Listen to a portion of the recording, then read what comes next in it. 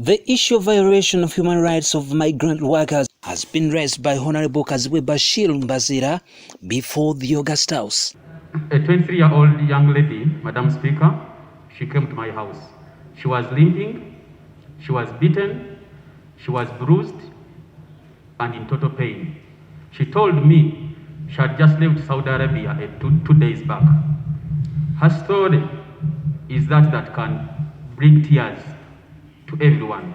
She narrated to me how she was thrown out of a third floor window of a bedroom she was working in as a housemaid for the last 9 months.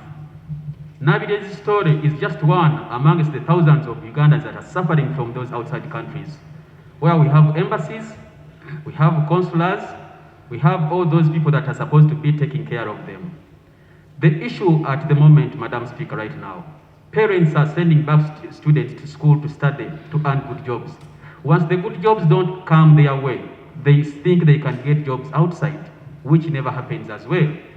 We are calling for a robust situation that is going to address people working outside.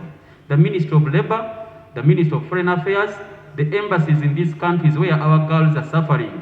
2 days back, we heard of a story of a girl that jumped out of a window to her death. Madam Speaker, I implore, I call for your motherly touch in this particular reason, so that those authorities that are responsible for this can be called to order to see that our Ugandans suffering there are helped before more numbers are brought back in the coffins. So out of the country, and they went to work and they are being mistreated. What can we do as a country in terms of gender, in terms of the law? Last week we discussed that issue and we said we should be attaching these girls to embassies such that they have somewhere to report to.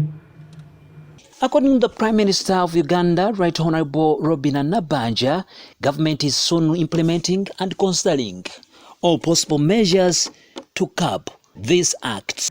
So as government, there are a number of steps we are taking. One, to strengthen our offices in those UAE countries by giving them more staff to work in those consular offices and in our embassies, so that they can deal with, because we have few staffs in those offices, so we are going to make sure that we recruit. And two, we are going to have a meeting between the countries concerned. For example, the minister in charge of that is coming into the country, in charge of UAE and these other countries.